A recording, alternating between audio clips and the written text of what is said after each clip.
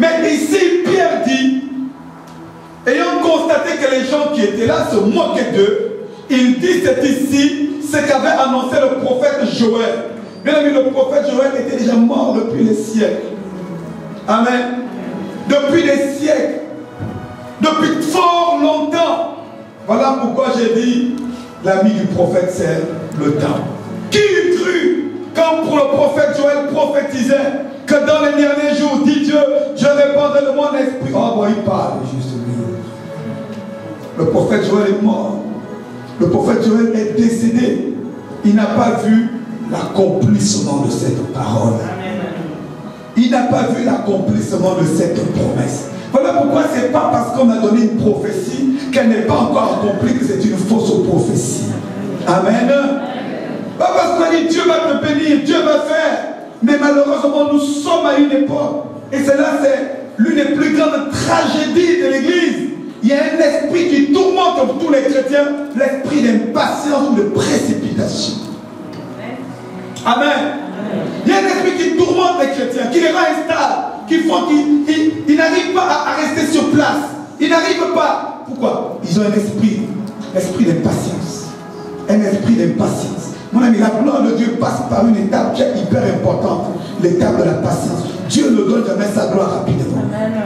Je répète, Dieu ne donne pas sa gloire rapidement à quelqu'un. Si tu n'es pas quelqu'un de patient, tu vas passer à côté de la gloire de Dieu. Dieu avait un plan, il devait délivrer Israël. Il devait délivrer son peuple qui était sous le joug de Pharaon. Mais Dieu avait besoin d'un homme, pas d'un homme qui allait s'enorgueillir que c'est grâce à moi que vous avez été délivrés. Dieu avait besoin d'un homme patient, Moïse. Qu'est-ce qui distingue Moïse des autres? Ce n'est pas parce qu'il était sauvé des eaux. Ce n'est pas parce qu'il avait grandi chez Pharaon. Oui, il était le seul, je pense, qui avait grandi.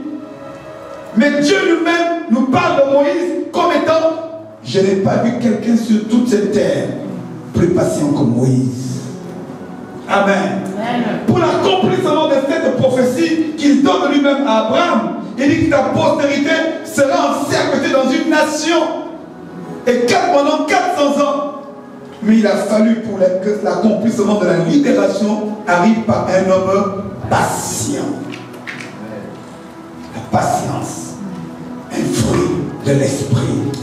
Voilà pourquoi j'enseigne ces derniers temps. Je dis les dons de l'esprit c'est bien. À mon avis, tu peux avoir les dons, tu peux avoir la puissance. Mais si tu n'as pas les fruits de l'esprit, il y a des dimensions auxquelles tu n'auras jamais accès avec Dieu. Et l'un des fruits qui donne accès à l'élévation divine, c'est la patience. La plupart des personnes, quand on prophétise, pour eux c'est ici et maintenant. Ici, maintenant, ça se passe maintenant. Ici, maintenant, touché. Toutes les prophéties, c'est pas ici et maintenant. Non, toutes les prophéties, c'est pas ici et maintenant. Il y a des prophéties, c'est au temps convenable, marqué par Dieu. Au temps convenable par Dieu. Les disciples demandent au Seigneur, Maître, est-ce maintenant que va s'accomplir? Est-ce maintenant? Il dit, je ne sais, seul le Père le sait. Au temps convenable, marqué par Dieu.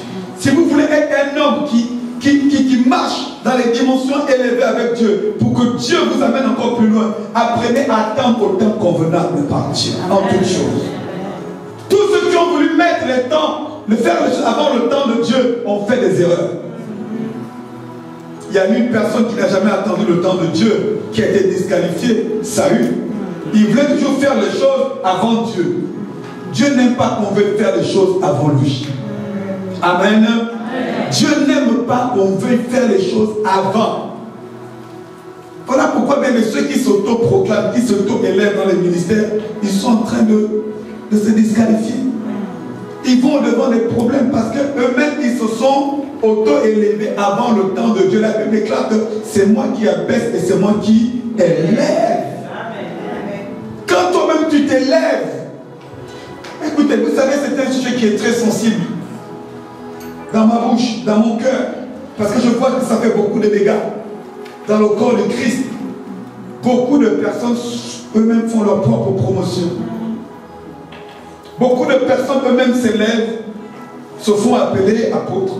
Eux-mêmes, personne ne l'a établi. Personne. Quel est le conseil qui était là?